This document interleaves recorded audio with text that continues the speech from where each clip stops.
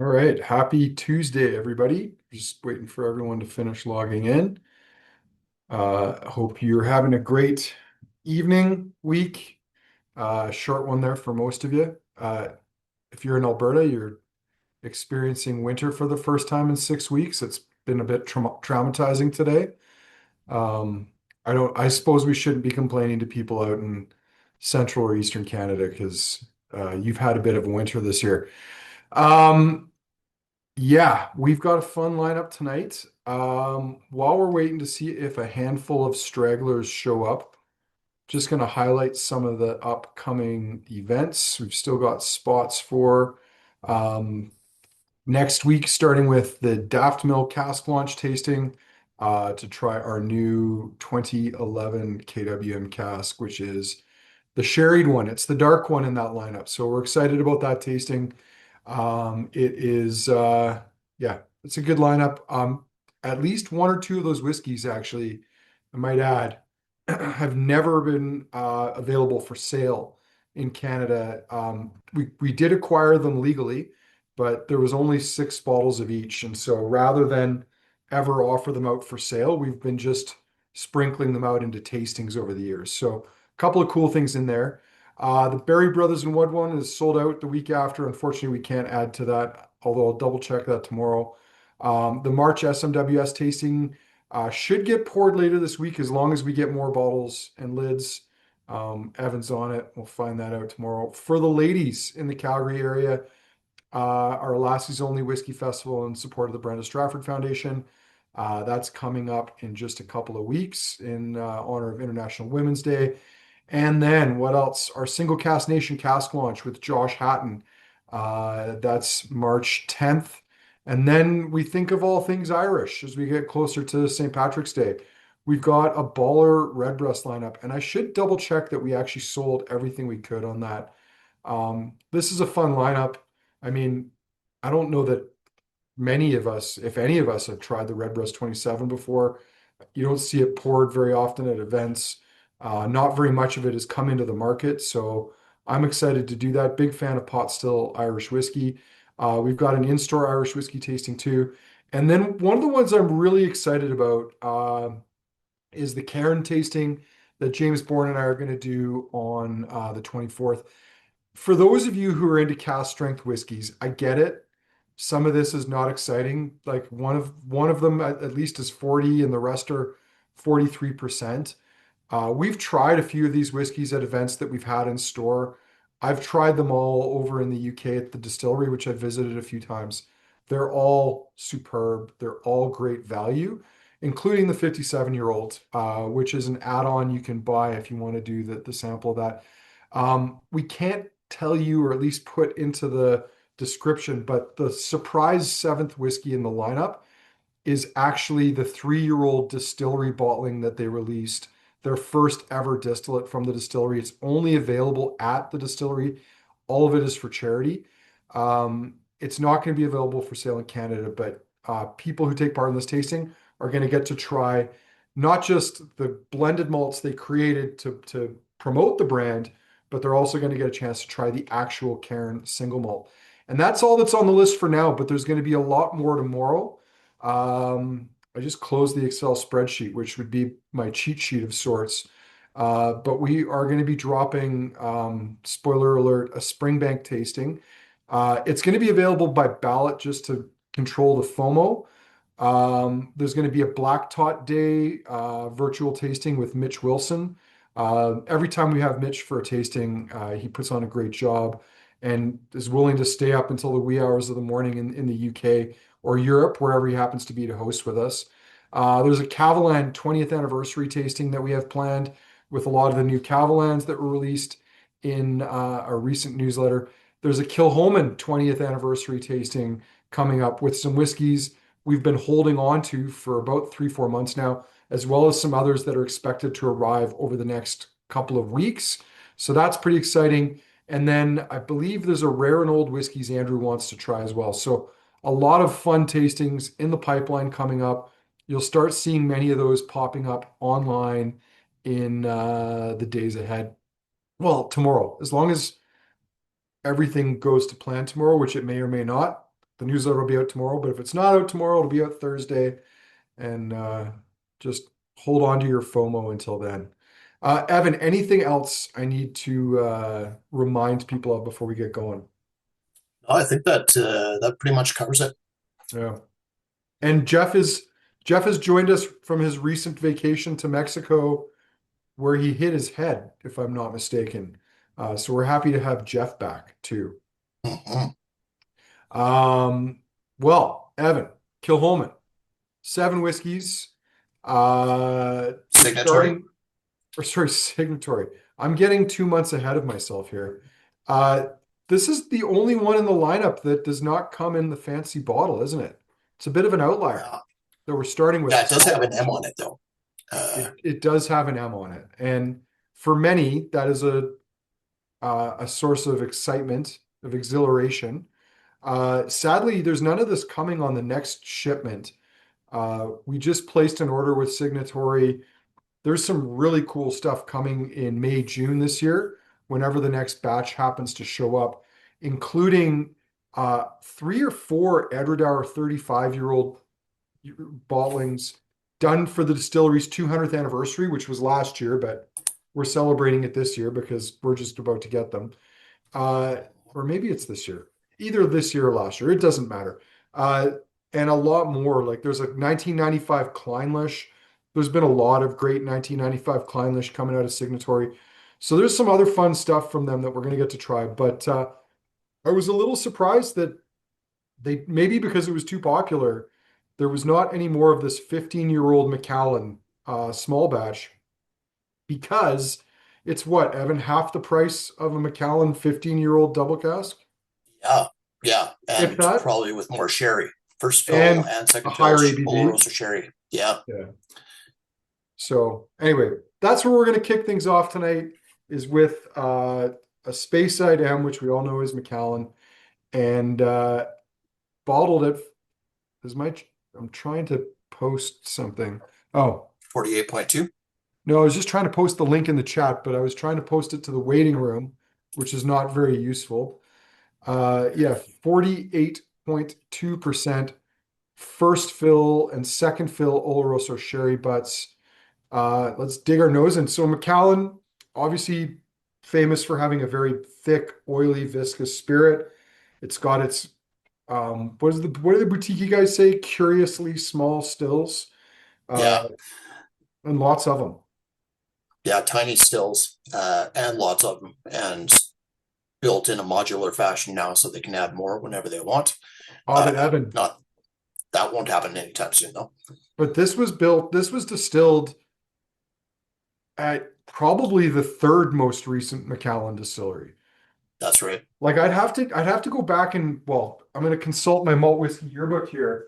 Yeah, This I was feel not like it was probably 2008 or 2009 where this the last the Macallan distillery before the current Macallan distillery came online. well. That's what I'm going to double check here. Um, Mothballed in 2009. So what's the vintage on this? 2009. Oh, so we So it could be before or after. well, Evan, here's an interesting thought. I mean, this was probably distilled early in 2009 for it to qualify as a 15-year-old whiskey, presumably at the time it was bottled. No, that doesn't make sense. We don't know. This could have been from the second most recent or the third most recent Macallan distillery. I suppose the important thing here is it's not from Teletubby Land. That's what we're trying to Yeah, convey. So, absolutely. what do we think? It's quite chocolatey and nutty on the nose. Yeah, super rich. Goes into those big sort of Macallan-esque toffee and butterscotch notes, but a little bit of that orange rind rim on an old fashioned coming through for me as well. Mhm. I'm getting Ferrero Rocher chocolates and Nice. the chocolate fruit and nut bar. And I'm going to add to that those little, like when you go to a fancy hotel or restaurant and they give you those chocolate truffles, you know, the ones that are like Mm-hmm. uber dense and often a little too soft. It's Yeah, it's got like a chocolate truffle. This is very, very chocolatey. yeah. A hint of cloves coming through for me right now too. Close, yeah. maybe a slightly burnt barbecue sauce on like pork ribs. Yeah, yeah, yeah, and hazelnutty, as you were talking about with Ferrero Rocher, going into a little bit of Frangelico or tiramisu territory. Hmm. Well, jumped ahead to the palate. First sip, little meaty, little leathery, quite nutty. Um, I thought it was going to be sweeter on the palate than it was. Like the nose was making it out to be this really sweet, chocolatey, syrupy bomb. And that first sip, at least I'm finding, is a little muted. It's pretty soft on approach there for sure, even at 48.2% alcohol. I haven't had any whiskey before that today either, so it hasn't been watered down by what I've had previously. Oh, heaven. We're akin. I do have a beer beside me, but this is my first whiskey of the day too. So Mhm. we have virgin palates right now. It's so exciting. It's lovely, it's elegant. You can see there's this kind of velvety vanilla base to it that Yeah. makes me think this is probably American oak or a lot of American oak seasoned Mhm. with sherry as opposed to European oak because it's got that nice toasty, creamy vanilla character. Yeah. Yeah, it's good. It's easy drinking. Uh, does have a bit of spice and maybe a little bit of a rough edge alcohol wise, but pretty pleasant. I do like that velvety texture that I think is probably what part of what entices people to Macallan in a lot of cases. I thought it was the shirtless man falling off a cliff Mm. that grew wings. I thought that's what enticed people to Well, McKellen. that's the starting point for all of us. Anytime there's a shirtless man involved. Yeah. And if you're envisaging someone with my dad body type, that's not what that advertisement looks like. Just No. again, spoiler alert for those who haven't seen it. Jeff's having flashbacks or PTSD at this point. We don't need to see a video of that either, Jeff. Just Mm. we don't want to see you get hurt. It's not fun. Yeah. Um, I'm on the fence Yeah. about I this mean, one. Sorry, go ahead. it's a good starter. Honestly, it was probably the one I was least looking forward to in the lineup, but I don't think it's better than the official lineup, which I think happens a lot with Andy McCallum releases. But I'm Mhm. also so far removed from a lot of the official lineup that I couldn't really tell you. Yeah. I mean, every time I've had the official ballings, and people are probably getting tired of hearing this. I will say that I have to acknowledge that they're good. Like, I've yet to have a bad bottling. Overpriced, good value, that's a whole different story. But Yeah. every one I've had, I think has been good. So it's hard to yeah, slander their core range. I think what's interesting here, and this is maybe, the spirit's got a bit of a sharp, rough edge to it, and Mm-hmm. maybe that's a sign that it needs a bit more time.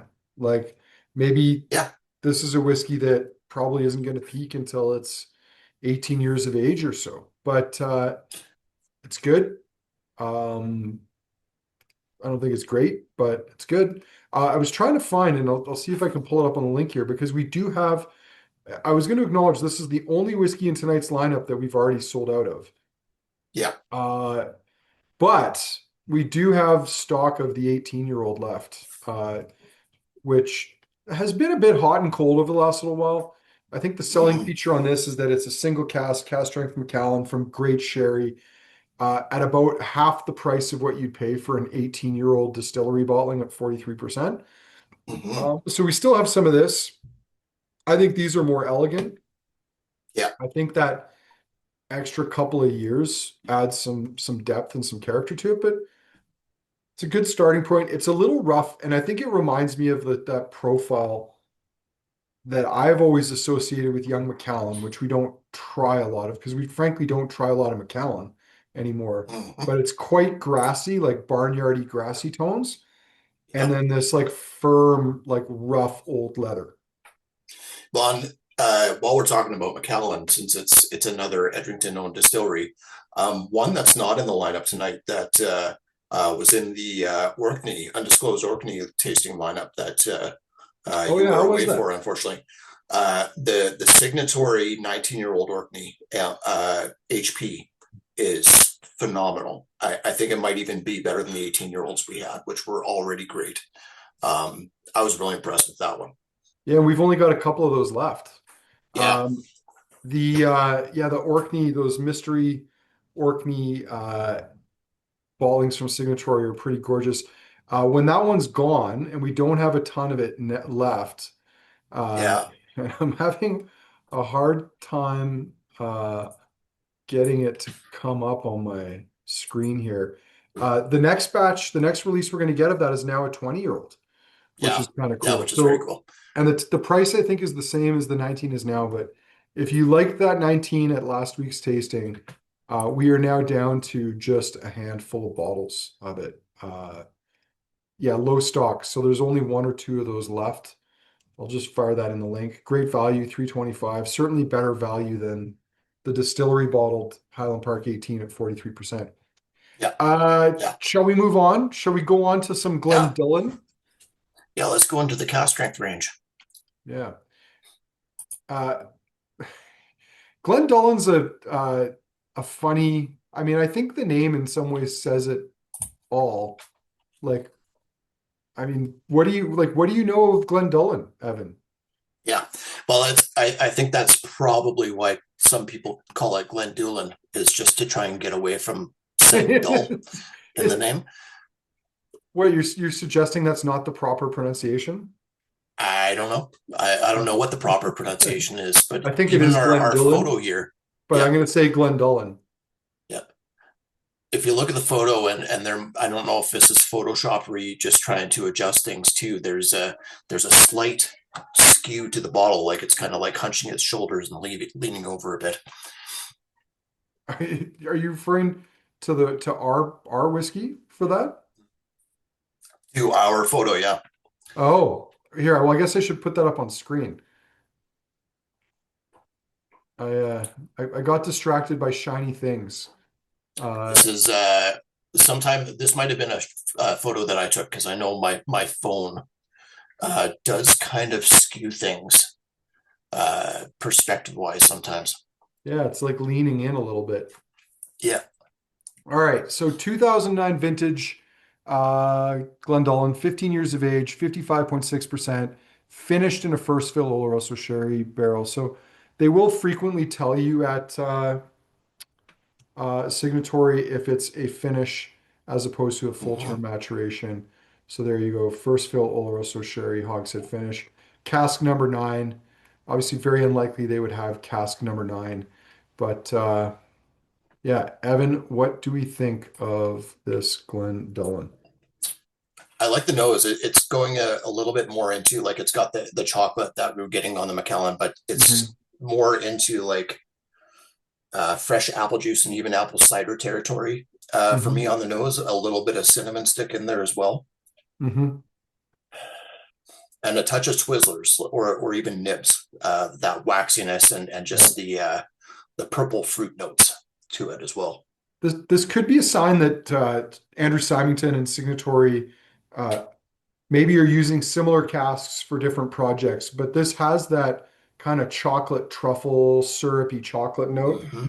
that the last one had. Now, what I can't tell you, like if I'm being completely honest, is what sort of profile Glendullan has. I'm not even sure that like there's anyone who would tell you what their core profile is other than it's light Uh, and fruity, but like how many single malts in Scotland are light and fruity? Quite a few.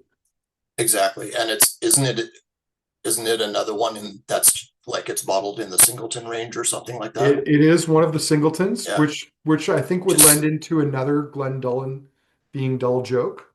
But yeah, yeah, just not good enough or not focused on enough perhaps to even be given its own brand recognition.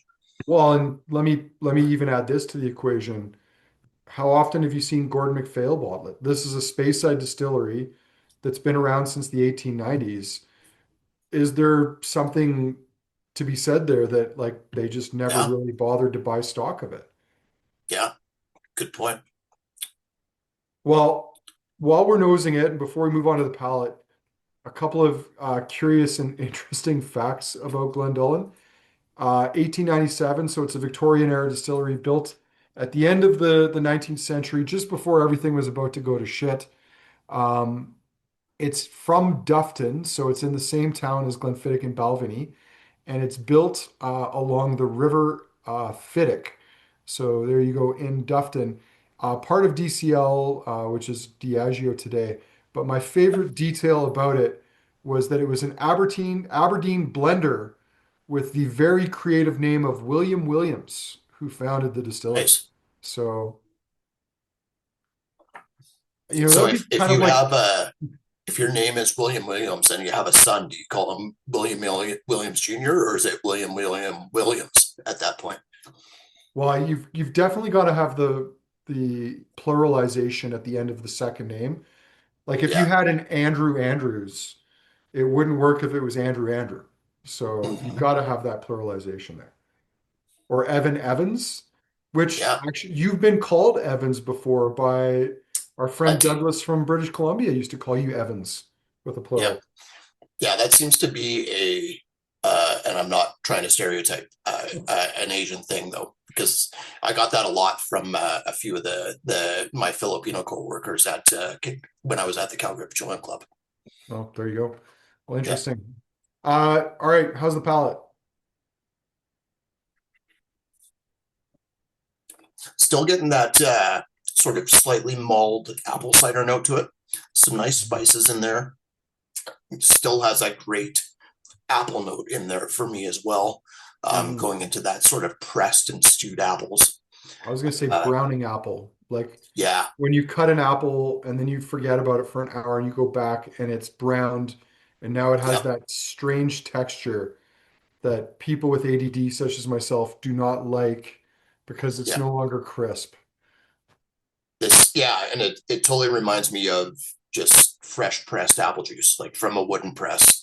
You have like the layers of mashed skin and must and everything that's left, and it's just wasps are going on it. I think I used the same tasting note in the last tasting actually, but it still fits. Yeah. I'm gonna salute Will on his Catch 22 book or joke rather, Major, Major, Major, which is Nice. a great joke. Um, I didn't know that maybe, well, it's been a long while since I read it, so I don't know if it was just Major, Major, or maybe it is Major, Major, Major. Regardless, I also did like the suggestion from Jeff that the profile was likely to be dull. Yep. And then Chris Walker with perhaps his best line in quite some time. Whatever, it's pretty good.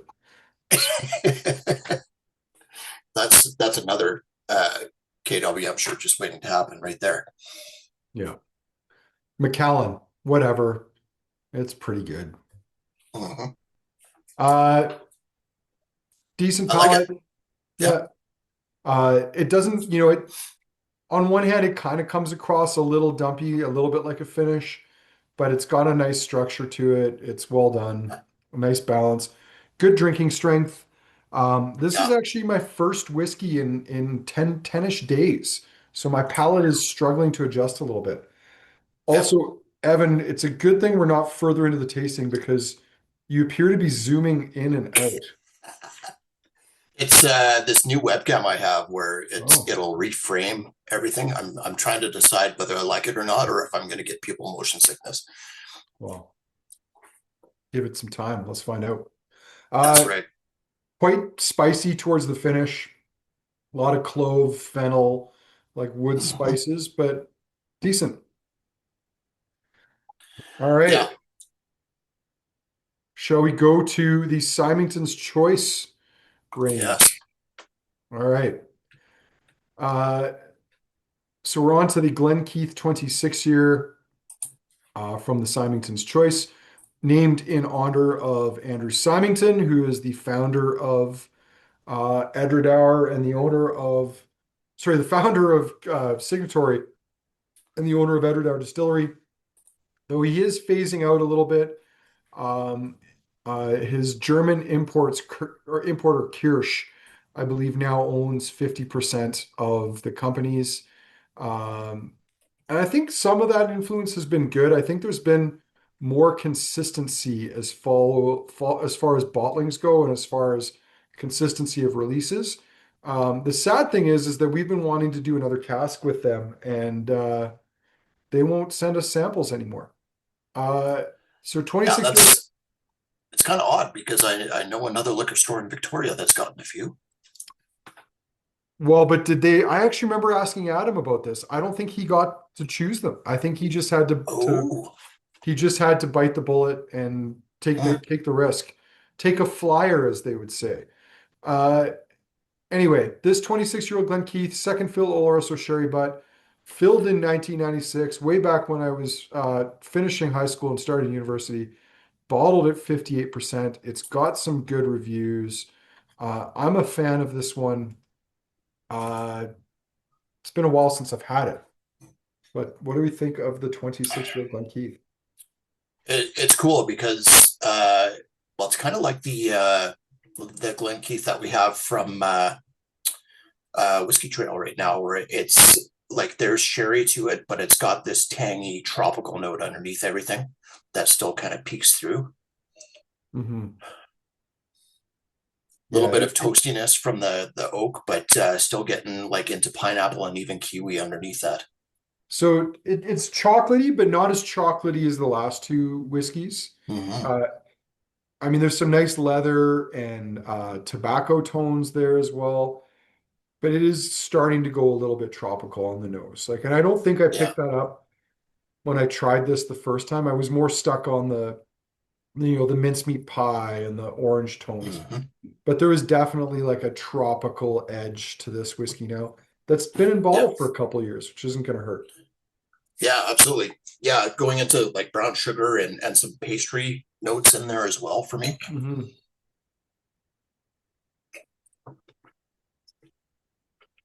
Oh man. That zinginess sticks around on the palate. That palate's a nice mix of like old school style sherry, Yeah. tropical fruit, some nice leather, chocolate, tobacco. Like you've got some of those classic tones there. Um, Mm-hmm. the heat on this is surprising. 58. Like this is a whiskey that really held its strength. Yeah. 26 years old, still 58%. Now, this is probably not a period in time when uh what is it, Chivas would have been filling casks at a high ABV because it's at a bit of a low Yeah. point in the Scotch whiskey industry. So this is just a well-made, like a well-coopered cask, clearly. Yeah.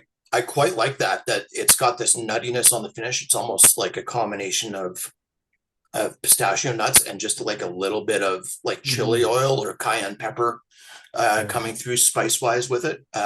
Again, those tropical notes, that kiwi and pineapple, it just almost has that acidity or enzyme in it that Mhm. just makes your mouth water and uh, kind of sting at the same time, like not in a bad way. Well, it's beautiful, but I would not describe it as elegant. Yeah, It's kind of like a rough pretty. yeah, yeah. It's a Glen Keith that's been around the block a few times. I think this is where we resist the temptation to make analogies to persons of any specific gender who look pretty well being, dirty or what have you. I Yeah, think it's but I mean that's kind of the vibe. It's elegant. It's got this elegance, but it's rough. It's a hard edge. it's kind of like Mickey Rourke when he's like really trying to act. There you go. Yeah. Yeah. I mean I think it's a little prettier than that though.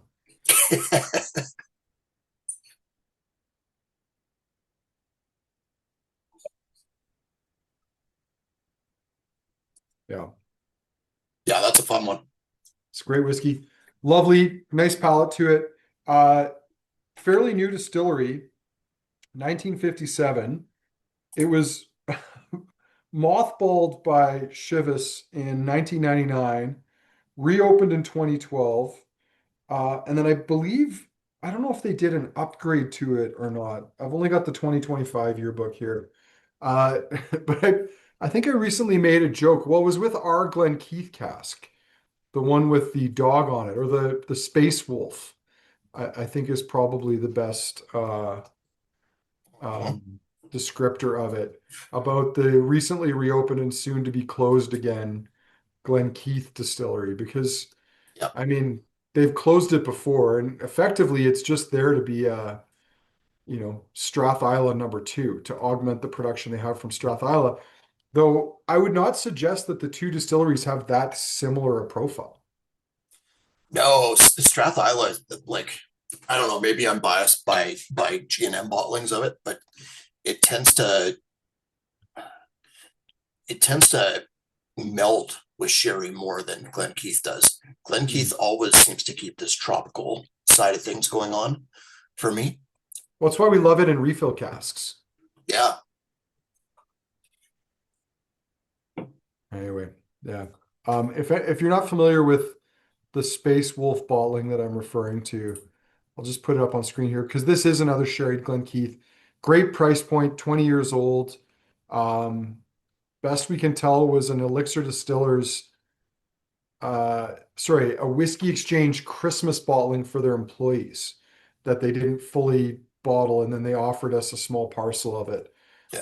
that we It, received not too long ago. it does kind of look like they thought of putting Walter on another bottle, but decided against it somehow. Yeah, that's Walter's future descendant from like the year Yeah, 2199. he's come back from the future to save us all. He has. Yeah, yeah. More bully sticks for all. Uh, well, I like that Glen Keith. I think that's a high point so far, but we've got a ways to go Yeah, here. Including this will be one of, it's definitely not the oldest, but one of the oldest Tommintals I've ever had. yeah,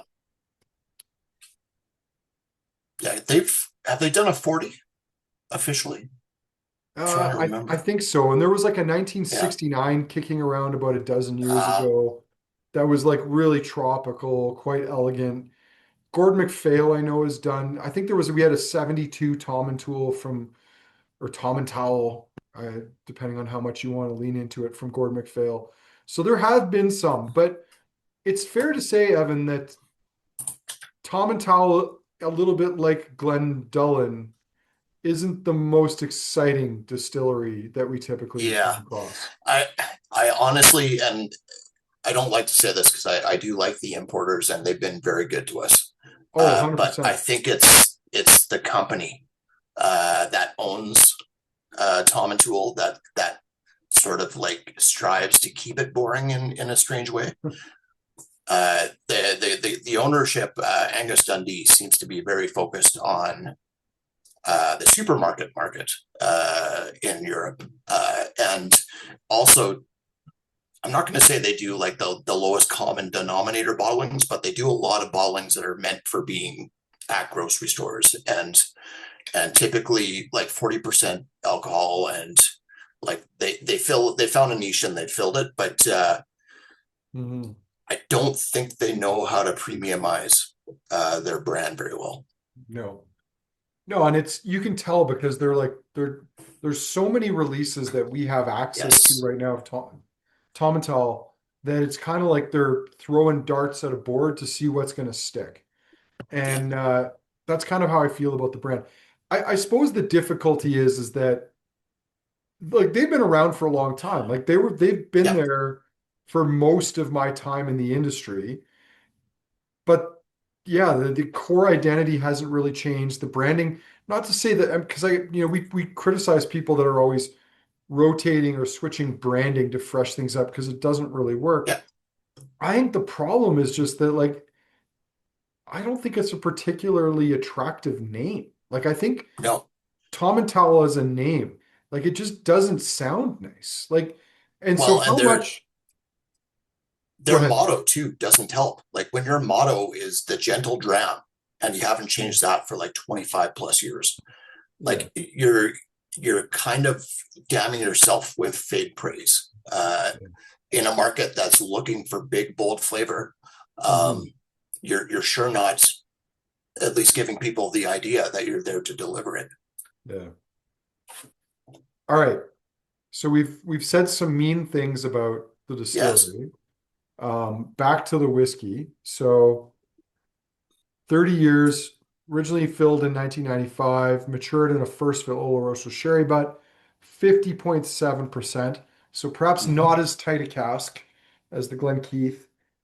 Um, the nose on it right off the bat is nice, like nice sherry tones, lots of dark fruits, chocolate, figs, cigar tobacco. It's got this mellowness, like just this comfortability with itself too, like where Mhm. the Glen Keith was maybe a bit more almost attacking with the nose and the tropical notes. This Yeah. one just seems to be sort of settled in. So this is Mickey Rourke after he's had his makeup put on for the Oscars ceremony. Yeah, yeah. If he, He's yeah, he behaving got to go himself. once, right? They let him go Yeah, once, yeah. maybe twice. I probably once was enough.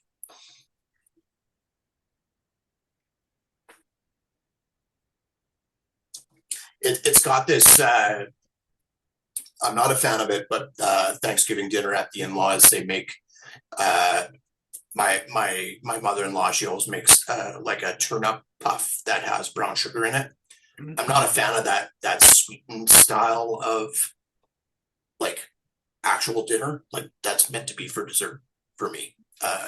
This is where the sweet should come in, but it's got a bit of that on the nose, that toastiness, that brown sugar, and then those that root vegetable note to it as well. Hmm. Um, Evan, there's a little bit to unpack there as well, because Yeah. um, are you not favorable to Thanksgiving dinner at your in-laws, the turnip thing, or both? No, I enjoy Thanksgiving dinner at my in-laws. That's Okay. just one of the two dishes that I skip over essentially. All right. We just wanted to make sure we got Yeah, clarification on that because someone could misinterpret that, is all I'm saying. Um, yeah, lots of tobacco tones to this for me, both on the nose and palate. yeah. Um, yeah, it's got a bit of a root vegetable kind of note to it, but just nice sherry. I mean, I forget what the price is on this one. What is it here? 7.15. 714.99. Yeah, it's a little pricey, but I mean, it's a 30-year-old whiskey. Good sherry. You know, Like it. yeah. It's again, it's just comfortable. There's complexity. There's a lot going on, but there's nothing attacking about it, and it just kind of settles in. Right. So it's like a third string forward on an NHL hockey team. Yeah, You're not always sure you remember the name, but they usually do their very job. important, but it's not going Yeah. to break the It's bank an, with it's an compared to important your role. first string forwards, I guess. Yeah. Okay. Oh, did we lose Andrew or did we lose me? Good question. You're frozen on mine. Or now you're not. Oh, must have been me that I lost, that we lost. I wasn't sure there. Hmm. Chris's socks were not blown off. I Hmm, guess it's not as whatever as the Glendullan, is what I'm yeah, hearing. yeah, that's fair. Glen Did Spey? they stay on during the Glen Keith, Chris? Pardon me? Did Oh, for Chris? Did the Glen Keith blow him off, or we'll only have one to did so far? only one did. I'm guilty frequently when I'm at home of the like half removal of socks, where you Mm-hmm. kind of roll them down to like your midfoot. You're not fully committing to just taking them off because then your wife will get mad because you're putting them on the coffee table or something. But Yeah, that's also a very comfortable. That's a very Tomintoul thing to do, I think. Very Tomintoul it's 30-year-old thing to do. socks half off. Yeah. Okay. Glen Spey. Again, I mean, we didn't really plan it this way, Evan, but in some ways, with the exception of maybe three of the four whiskeys, four of these whiskeys are from distilleries that I would don't think it's an exaggeration to say are not the most exciting distilleries in Yeah, Scotland. yeah. It's we could have almost called it like the also ran distillery tasting, or the Speyside Distilleries Anonymous group, Yeah. like where it's just like, "Hi, I'm Glen Spey. Nobody remembers my name. Hi, Glen Spey." Or like speed dating for Yeah. like unloved distilleries. Well, I mean, I think my only counter to that, to my own point, would be I do love an old Glen Keith, especially a refill cask Glen Keith. Um, but yeah, sherry Glen Keith doesn't normally kind of get me, you Mhm. know, doesn't get me out of bed. But Glen Spey 17 here, 57.3%, 17 years old, first fill Oloroso sherry butt, which is a bit surprising because it's quite pale. So is this the Glen Spey? Is that the one that's closed or closing, or is that because it's not Speyside Distilleries Distillery? No, that's the Spey, which is Speyside Distillery. I believe Glen Oh, Spey is Diageo. So right. Glen Spey is like one of the, I mean, it might already be closed and they just haven't told us. Yeah. Well, Uh, they closed the Clynelish Visitor Center recently, which is kind of shocking. yeah, 1878 Glen Spey. It's owned by Diageo. 1.5 million liters. Has um a combination of short and long fermentations, which is interesting. So it's a bit in its favor. Normally, we would ask Chat Jeff PT if Glen Spey Distillery was closed, but I'm just going to do that here now, Evan, while you describe the nose. Well, I got to say, I wonder if the short and long fermentation time is has to do with weekends and workers not being there. But Well, probably not in the last little while though, because I mean, mhm, up until say 2 years ago, a lot of these guys were running flat out because they thought true. they were never going to have enough whiskey. Um, as of hold on, as of now, according to the internet, Glen Spey is not officially closed. Though Speyside Distillery, which Evan, I believe Yes. is what you were suggesting, which is the Spey, Yeah. is closed. However, there's an interesting footnote to that, which is that I heard a rumor the reason they're closing is because they're moving, not because they're I going out did of hear business. something about that where they were going to move everything to. It wasn't Glasgow, was it? It was somewhere closer to somewhere, if I Well, remember correctly. I don't know, but I'm not sure you could continue to call yourself Speyside Distillery if you moved outside of the Speyside region. So more needs to be gleaned from this.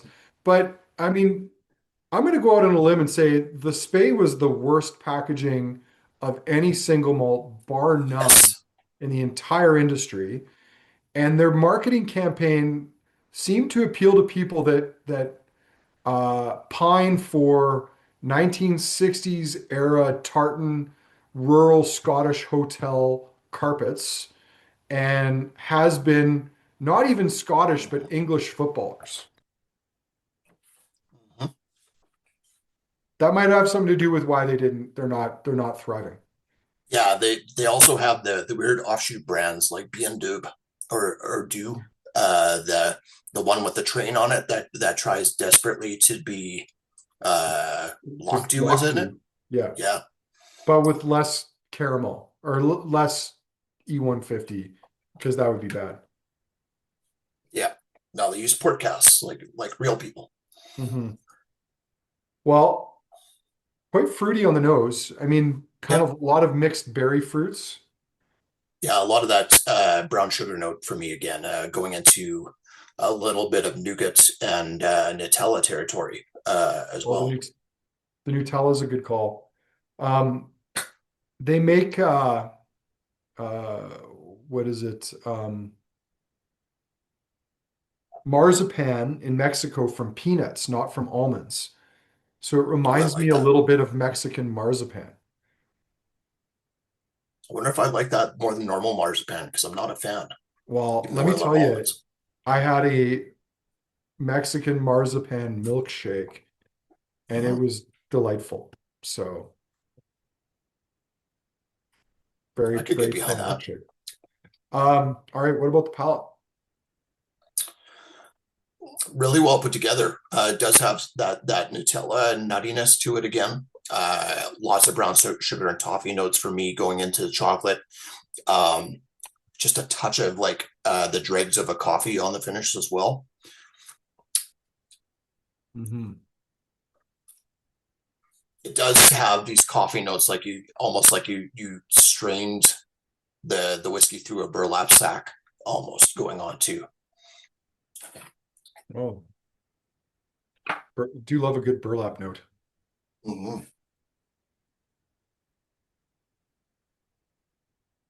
It's like you spilled ice cream on a Chesterfield, and then you're nosing that Neapolitan ice cream like 3 days later. You know what? It has a little bit of a, maybe this is a bit of self-suggestion, but it has a little bit of marzipan milkshake on the palate. Nice.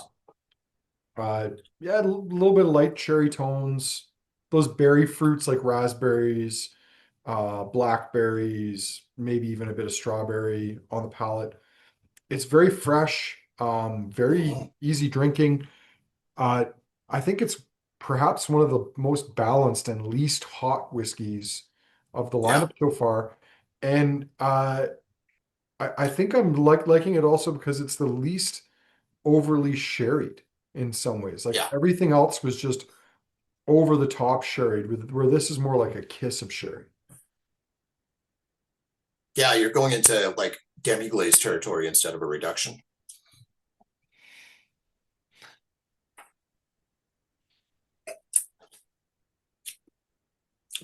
It still has that really nice mouth coating note that the Tomintoul didn't quite get to as well.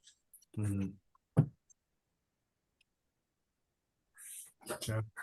Nice. Um, I mean, we don't have a lot of Glen Spey. I could probably do a quick search here in the shop, but I don't think we have very much whiskey from Glen Spey. Like this is a bit of an oddity. No, In fact, I remember thinking this. Yeah, we've got it plus a single cask nation Glen Spey, and that's it. And age to price, this is probably a better buy of the two. Uh, it's weird that they never kind of got their marketing right, because they've always been a pretty small production distillery, if I remember correctly as well. but are you going back to thinking Speyside Distillery? Oh yes, I am. Never mind. Yeah. Yeah, I haven't we've sowed so much confusion. We've confused I know. ourselves on this. No, we're talking Diageo. We're talking Glen Spey. 1.5 Yeah, million liters, probably rebuilt and like modernized in the 1960s by Diageo. So yeah. it's got, Was in a movie in the 90s. it's got those glass garage doors that they can put up and down if the weather's Mm-hmm. appropriate. Was it William Delmay Evans? I think that might have been the guy who did all those distilleries. Anyway, I mean, I don't think, again, it's not a distillery that I get excited about, but it is kind of fun to try because we just don't see it too often. We've Yeah, probably had a fair few through the Scotch Malt Whisky Society over the years. It's just not one there's that's yeah. really registered. Mm-hmm. Yeah, this one does show really well.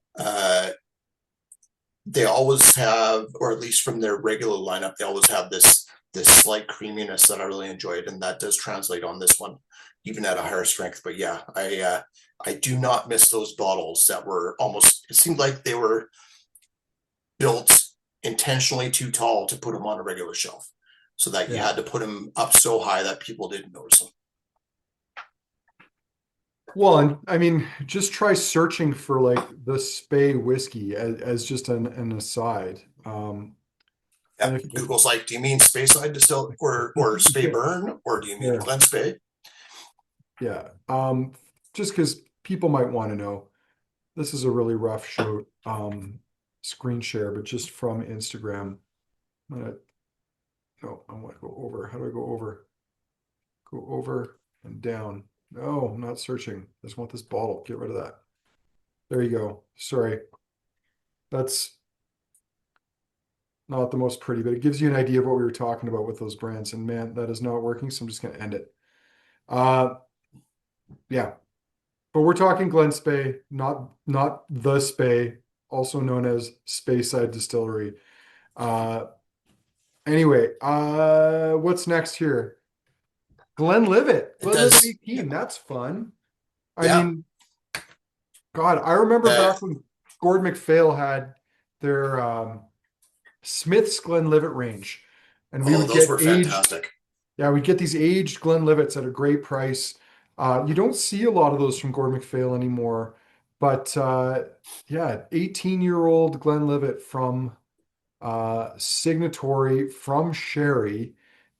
The regular Glenlivets that we see are predominantly ex-bourbon. Hmm. I mean, it's been a long time. We probably should do, Evan, An a, actual Glenlivet a tasting. Glenlivet tasting, and Yeah. let the chips fall where they may. It may be good, it may not be. But it's such a big brand. It's the biggest selling whiskey in the United States, as Yeah. far as single malts go. Has been the biggest in Yeah. the world here and there, usually battling it out with Glenfiddich. Tied for the biggest single malt distillery, all that kind of stuff. Yeah. It just doesn't really, it's not exciting, but I think the distillate is quite good. It's quite pretty, often very floral and delicate. Mhm. Uh, so I'm excited to see what this 18-year-old Signatory Glenlivet is like. And I will share my screen here for you so you can Well, see while this you're all doing work. that, I say we do a virtual tasting, and we can call it the Glenlivet virtual tasting. Oh, I like that. I mean, we'll have to explain why the double the, because people will be like, oh, there's a Yeah. typo, but there won't be. Maybe it's if Yep. you do the and then, what is it? Quotation, the Yeah. Glenlivet quotation tasting. Yeah. Anyway, Yeah. something And we can something to talk think about about. how other people tried to copy our virtual tasting style, so we That's had right. to do something about it. We had to start putting a the in front of all of our virtual tastings. That's right. Uh, so 18 years old, 59%, Cask Strength range, first fill Oloroso sherry, but I'm going to zoom in on it for a second because I just want to make sure it doesn't say a finish, and it doesn't. First fill Oloroso sherry, but so it is legit. Uh, Evan, did you Yeah. take this Also photo a little too? I bit of noticed it a was leaning as leaning well. tower shot. Yeah. Yeah, it might have been me.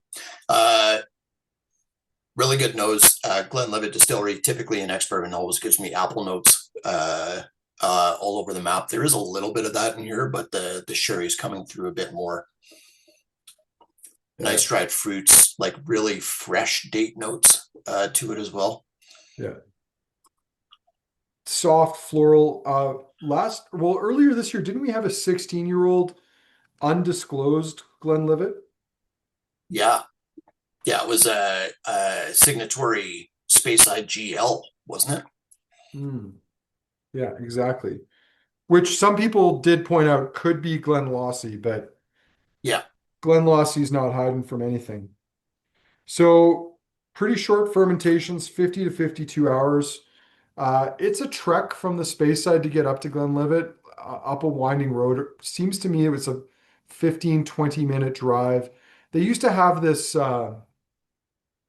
locked room where you could go into, and if you were a guardian of Glenlivet, you had a key, and the key unlocked the door, and you could go up. And I think back then they were generous enough to splash for the 18-year-old. You could have a dram of 18-year-old up in the this library room above the distillery. Uh, those were the days. yeah, it's been close to a decade since the last time I was there. I'm not really sure I'm missing much, uh, but I mean, I've loved the whiskey.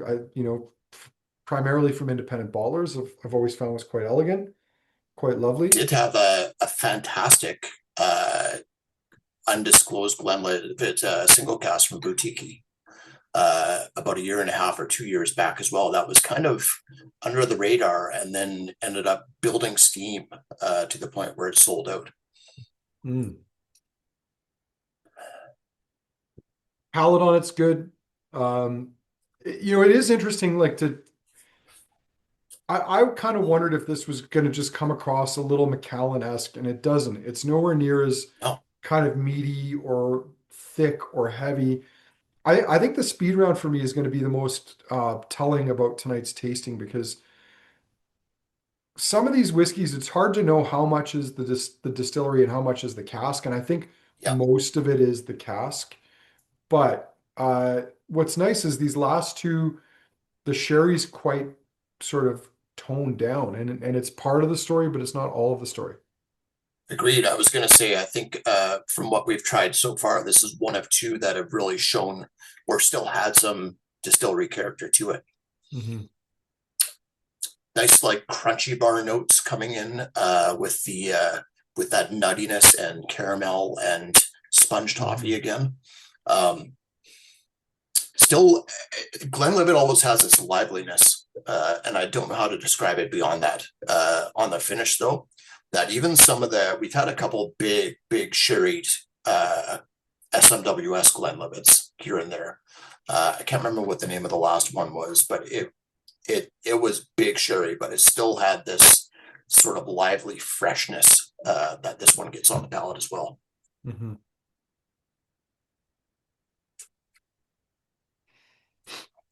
Chris Walker, you probably purchased one. Do you remember what that SMWS2 was?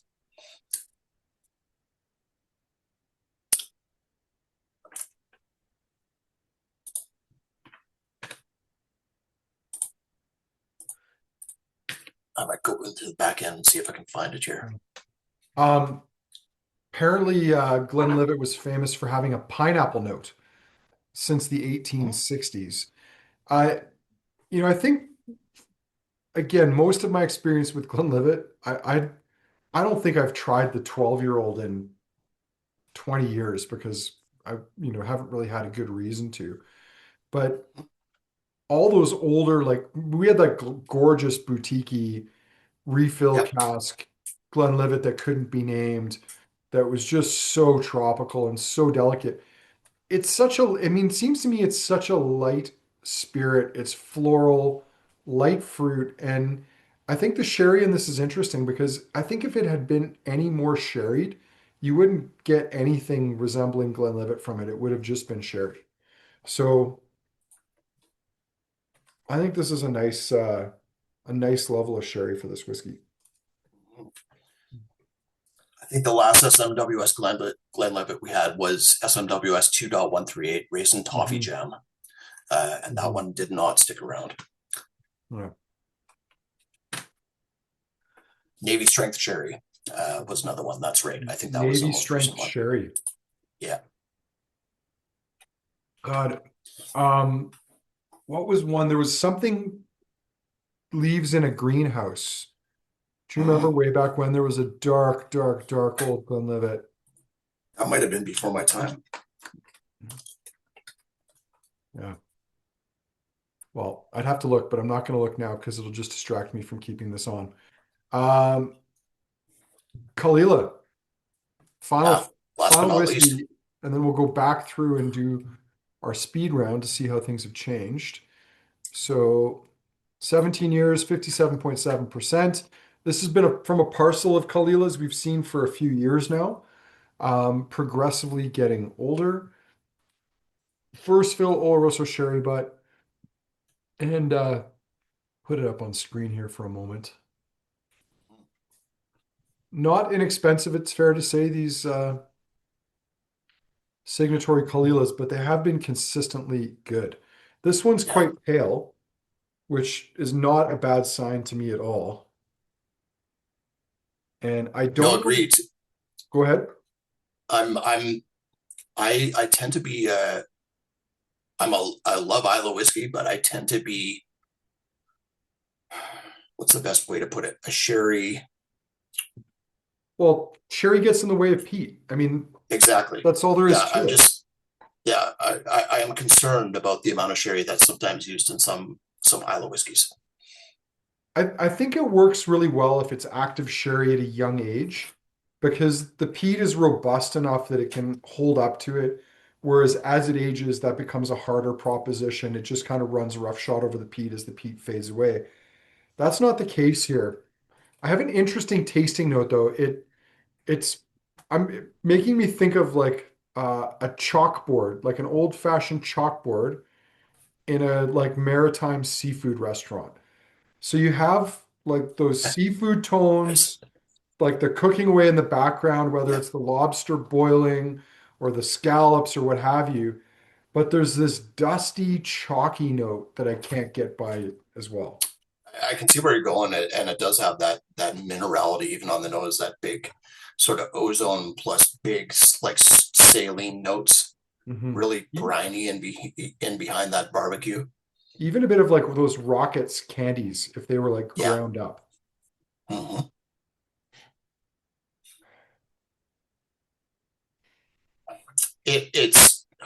It's interesting. This like we've had some SMWS big sherry finishes or secondary maturations in from Caol Ila. Uh, we've had some fantastic ex-bourbon Caol Ila recently. Like the Portiskeag 17 is just so laser focused, and I love that one. This one has a lot of that focus to it, where it's not going like crazy farmy, or at least not yet for me. This is a bit of an odd one. I'm not sure I would have picked this out as Caol Ila in a blind tasting. It's it's got this nice fresh minty note to it on both the nose and palate. Evan, you might have already said that. It's also more Mhm. medicinal. Like there's something on the nose that makes me think more of Lafroig than it does of Caol Ila. And that's Jeff Serja picked up band-aids right away, like those old school iodine band-aids, I'm guessing. It does have that iodine note to it. And for sherry, it's so buttery and creamy on the palate. Like Mhm. it's the American oak notes are really what's dominant to me, not the sherry tones. Yeah, I can see like a little twinge of like bacon or seafood on the palate, but to me it's not. I mean, I would be I don't think I would have ever picked this out as a Caol Ila. yeah, yeah. If you put like a bunch of barbecued or like pan-seared scallops on your French toast, that's what I'm getting right now. Well, to me it's almost there's something almost Bowmore like about it, Yeah. where like there's Yes. this lavender violet kind of note and the Do you peat's different. remember? What's You that? probably had it more than I did, but do you remember like 2005, 2010-ish? There was the 17-year-old official bottling of Bone that was Yeah. mostly ex-bourbon, and it was Yeah. so buttery. Yeah. I mean, this to me is more. I mean, it's a little medicinal for Bowmore, but it's more Bowmore-esque than Caol Ila-esque to Mhm. me, which is not a problem. I quite like this. I think it's a nice profile. I do like that like you were saying, the sherry does not overwhelm at all. Hmm. Okay. It's a fun one. Well, Another one where the distillate wins if it's a battle between the whiskey or the spirit and the sherry. I think the last three. What's interesting, Evan, and again, I think you Mhm. said you did this blind, right? Like you didn't even Yeah, nose them. You just kind of kind uh of went just by the facts that were on the website. like the middle three or the second through fourth were the most cherried. Actually, all of them, all the first four, bar none, were the most Mhm. cherried whiskeys in the lineup, and the ones at the back end were the least. But I think it still worked out well. I think they still showed quite well. So, time for the speed round, and then we'll have a vote. Yeah, absolutely. Back to the Macallan that cannot be named. Oh man. It's like dried apricots in chocolate, like where you're dipping it in a chocolate fountain right now for me.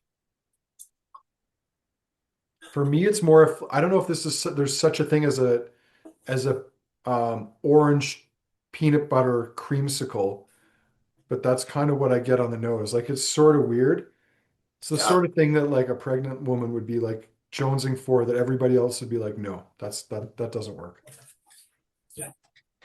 I want dill pickles and like sorbet.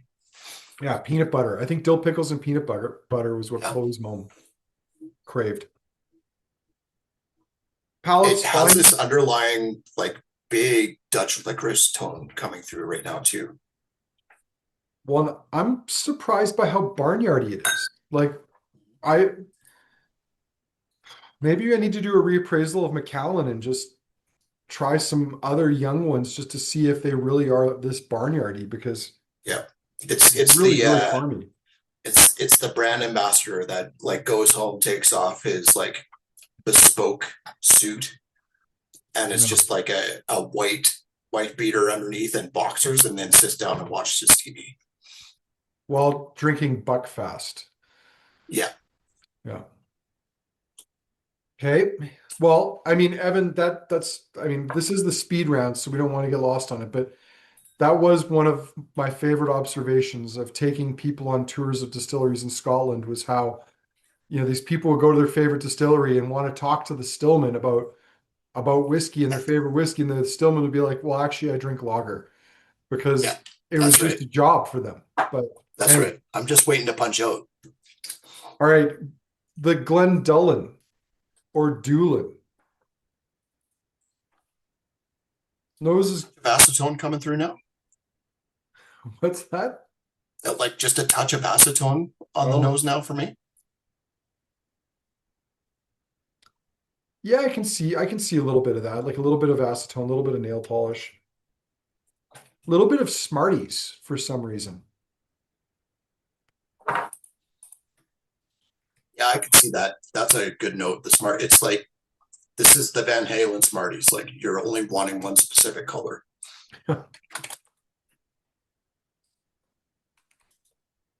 The palate's fine.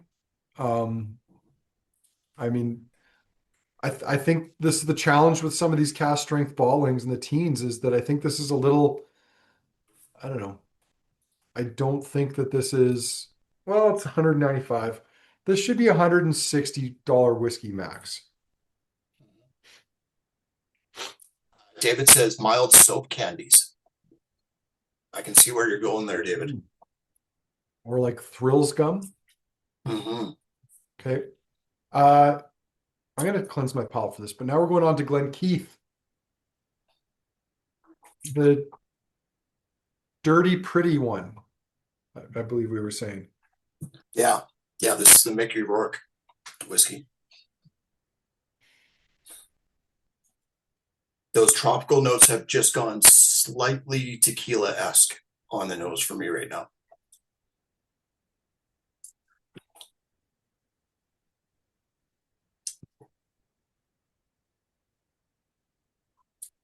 Palate on this is nice. It is still very tropical. It's still quite rough. I would say the edge goes to the Space Dog over this one, Mm-hmm. Mm-hmm. which is half the price, less than half the price. Yeah, Tomintoul, a little bit earthier this time around. I did. it is I think I very did say earthy, root vegetables first time though. like mushroomy, loamy. Yeah, yeah. Going into what's it like? What's the chicken dish or hunter's chicken, like where you're using like burgundy in it. Okay. Getting a little bit of toffee fay, which would be a Mm-hmm. tasting note for my father-in-law if he drank whiskey, but he doesn't. A touch Doesn't, of does yeah, toffee fig. Those are yeah. good candies. A touch of osobuco with like olivey notes in there. Now you're making me think more beef bourguignon than anything else. Mm-hmm. Yeah, that would fit. Still pretty mellow on the palate, but I like it. Yeah. Leathery, nice tobacco notes, almost perfumed. Yeah.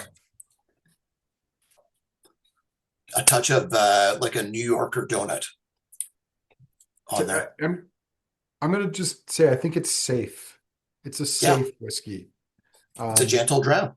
so there's nothing, but the problem is it's safe, but there's nothing exciting about it to me. Mm-hmm.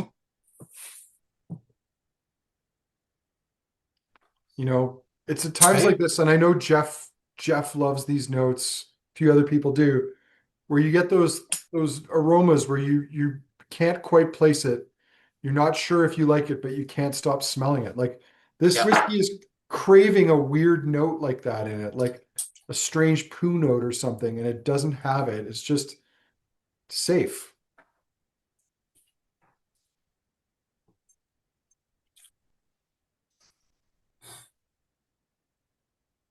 Yeah. Okay. Glen Glen Spey. Spey, the distillery we confused half of you into thinking was Speyside, otherwise including Evan. otherwise Yeah, known as the Spey. But no, this is yep. Glen Spey Distillery. It's so anonymous on the nose right now for me. Like it's kind of it's the one that's kind of like muted the most on the nose for me. Nondescript, Chris says. Agreed. Like it's got a bit of like a coffee ground note, like Tim Hortons coffee grounds for me right now. This, I mean, I see that, but it's also got these nice like berry fruit notes. Like I get a raspberry note to Mm-hmm. it that I quite Nice. like raspberry on a very nut heavy chocolate brownie. Nice.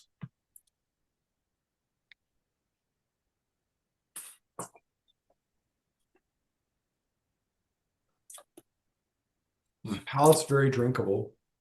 Yep. Um, It was nuttier on the palate this time through. Still kind of reminds me of, along with those coffee notes, occasionally we get coffee liqueurs to try. Somebody puts out a new coffee liqueur, and you get the sort of like this. It's like cold brew gone wrong, where it's gone like really weird and acidic, and almost has an ammonia note to it. Doesn't quite work for me. yeah. I mean, it's funny because I actually think this is, I don't know, I like this more than the Glendullan or the Tomintoul. Fair So enough. it's more spirit driven, a bit more naked. It's just a bit more interesting to me. Do Hey, you think it's was it Glen Spey or Glendullan that had the long and short fermentation times? Glen Spey, I believe. No, it might have been Glendullan. This I don't seems like I wouldn't know for certain, but it seems like just like soft but tightly wound at the same time. Glen Spey 50. No, that's not it. No, well, yeah, no, it was. You're right. It was this 46 to 100 hours. So, I think this is closer to 46. This one just like a little bit yeah, narrow. but I think what they do is they blend them. I think that's the whole idea of the Uh-huh. short and the long fermentation is it all goes into a vat, your spirit receiver, and then you blend them. So, I mean, if the stock is for blending, I suppose they don't care. They could be doing Yeah, both or either. But I suspect it's probably, I honestly think that the spirit on this is more complex than the spirit on the Tomintoul. Uh, yeah, it's just that that's fair. Diageo owns 30-ish distilleries. I mean, maybe a footnote there because again, I believe they closed 5 to 6 of them and just didn't tell us. Yeah. Um, but yeah, it's not a priority for them because they've got too many others to promote. Anyway, Glenlivet, Evan. Mm-hmm. Speed round is getting stuck in the mud here. We haven't even done our vote. Still has that apple note underneath everything. A lot of like this is going into carnival toffee apple now. Yeah. It's I know that's not where I originally found it. I believe it was the Glendullan, but I've got a bit more Ferrero Rocher, Yeah, the nut yeah. crusted Ferrero Rocher this time. There's just a hint of like a yeasty note in there coming through right now for me as well.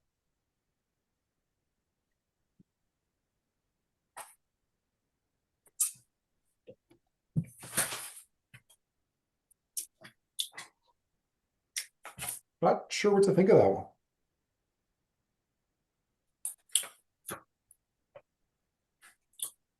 It's It seems to be kind of battling that cask, it is battling the cask.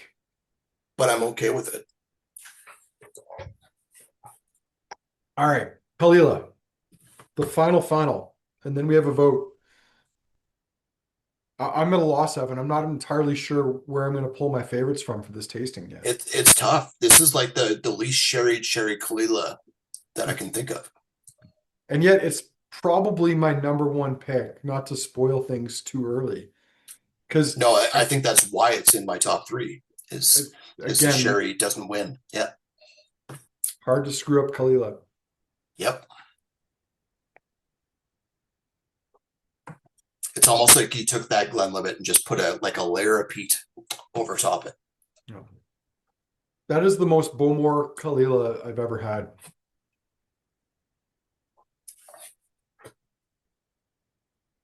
All right.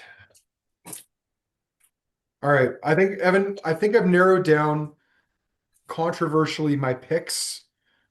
I got my three. Although I have a feeling tonight's vote, I'm just going to fire up the poll here. I have a feeling tonight's vote is going to be all over the place because Yes, I it kind of should feel be. like our lineup was all over the place. Yeah. Well, it's so many distillery names. Whereas if we didn't do the speed round at the end, would you remember which distillery that you just tried? No, no. I kind of feel like I don't want to besmirch the tasting, but I kind of feel like this was a fourth line tasting. Yeah.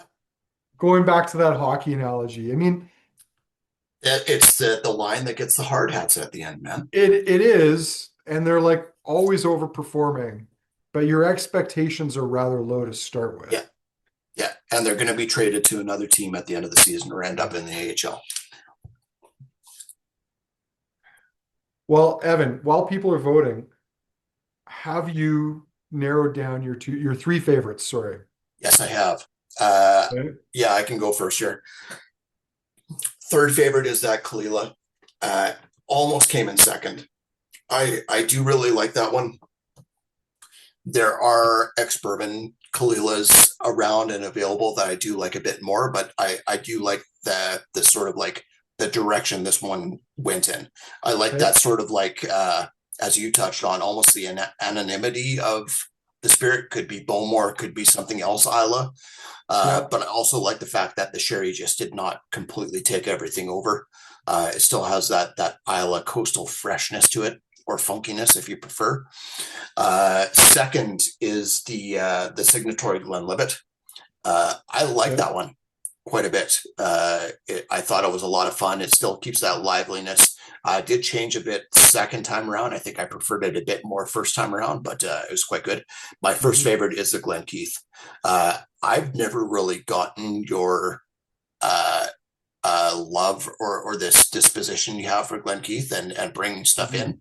I'm kind of getting it now, especially with the Whiskey Trail and this bottle.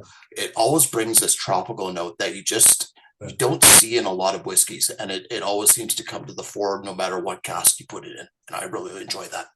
Well, and I think Glen Keith is like the closed and then reopened distillery that never got priced like a closed distillery. And Yeah. there was a lot of it in refill casks, most of it 20 plus years of age, that was just gorgeous, like old spirit, oxidized, pretty. What's interesting is that we've never seen much of it in sherry, or if we have, it's been very refill, very tired old refill sherry. This is probably next to the one we have in store right now, the most sherried Caol Ila, or sorry, Glen Keith we've ever had. I think the one we have in store is a little bit more sherried, but it's also very tropical. And for a 20-year-old, I mean, it's a banger how complex and how elegant that is. And not really a surprise. I mean, I'm sure that's a cask that Ollie had picked for the whiskey exchange. So, Evan, just going back, your favorite's Glen Keith, your number two is Glenlivet, and your number Yeah. three is the Caol Ila. Yes. So we're not super far off. After going back and forth a few times, I'm gonna go edge to the Glen Keith as well. I actually like that the third time I tried it a little bit more than I did the Caol Ila. So Glen Keith is my number one. Caol Ila is my number two. And I might be alone on this. I might be the only one out there, but Glen Spey 17 was my third favorite. I just think the distillate was the most exciting and most interesting. The sherry was fairly muted on it, not super balanced, but I just think that showed really well. So Cool. I had no expectations for it. I thought it was better than the Tomintoul, better than the Glendullan, better than the Macallan, and better than the Glenlivet. So I think given all this, we definitely need to do a Glenlivet tasting. I think that's a great idea. we do. We should also lean into this more and do like like the dark horses of Speyside tasting or something like that, Yeah. where it is just like the also rans or the ones that you can never remember are actually there and operating Speyside distilleries because there's a lot. It's the Deadpool range, the people that they allow to be in his movie. Um, yeah, I think we should do a Glenlivet tasting. Are we, Glen loving it? So we'll find Yeah. out. All right. As for the poll, Mm-hmm. three of you haven't voted. You have 1 minute to vote. And then I'm going to kill the poll and we're going to count the votes. Evan's cheeky third question has a lot of options tonight. What alternative title should Andrew select for the next signatory vintage whiskey tasting? Yeah, the smorgasbord of signatory, I'll admit, I was struggling a little bit of that one. You're looking for like alliterations and things that just Yep. sort of flow. Um, yeah, I'm excited to see what those answers are. I didn't read them. So 20 seconds left to vote. The three of you who've somehow stubbornly still not voted, get her done, as they say, so that we can move on. Oh, we're at 16. 10 seconds left for the last two. Evan, anything else we should let people know about before we start winding this down? Well, Daft Mill tasting sold out. Definitely watch out for that next malt messenger, just so you can get your hand in or your card in if you want to get that Springbank tasting. That'll be oh so hot. Um, I'm sort of up and down on those tastings, but I did sit in on the last one, and man, it's I want to hate the whiskey so bad because we can never purchase any of it. But goddamn, do they make good whiskey? No, and my staff get mad about this. Like they truly do not. Like every once in a while, let one of them have a bottle of one of them because we Yeah. just do not get very much of it. And then you see now, allegedly, I probably shouldn't say this. There's a store at the Edmonton airport selling them that possibly is acquiring them through the black market because for reasons I won't get into, but they're like trying to charge like $300 for Springbank 15 and uh $1,000 a bottle for the 10-year-old sherry finishes. I mean, the problem with Springbank is that there's too much demand, there's not enough supply. That equation is not going to change anytime soon, sadly. So do I like holding ballots for those bottles? Absolutely not. Do I have a better option? No. And I don't believe in first come, first serve because I don't think that's fair to anyone either. So even with that Springbank tasting, Evan, it's going to be a sign up form. Like you'll have 5 days to sign up for the tasting. If we have more people than we have kits, then we'll draw names. Um, and if you're not a customer of the store, you probably won't get one of those kits. Like it'll go to the people that support us. But anyway, let's take a look at the results. So here we go. Top whiskey of the night, first favorite. The people have spoken. Look at that. Signatory Glen Keith, 26 year, uh, edging out the Caol Ila for first place. And then Glenlivet and the Glen Spey and Speyside getting votes, not so much the Tomintoul or the Glendullan. And then second favorite, Caol Ila, Glenlivet, Tomintoul, and Glen Spey, and then a little bit for Glen Keith. So combined, I think it's fair to say that the Caol Ila narrowly edges out the Glen Keith for top whiskey. Yeah. And in third, it looks like it's Glenlivet. So there you go, Evan. You got Yeah. all three tonight. Um, like I think it's cool that the Speyside M did get one vote. It was kind of the featherweight and heavyweight fight when it comes to the rest of them being cast strength. So it's cool that did get one vote. Doesn't necessarily show in a lineup like this, given that strength as well. Yeah. All right. Rounding things off, Evan. Third question Mhm. here. What distillery title should Andrew, or what alliterative title should Andrew select for the next signatory vintage whiskey tasting? So what have you got Yeah. for us there? So tied for first place are two. One is Suffering Succotash, another signatory tasting. Yeah. And then one of my favorites was Saxophone, Slow Music, and Sherry Butts, a sensual selection of signatory whiskey. Uh, Coming in third place was the a sequence of signatory single malts tasting.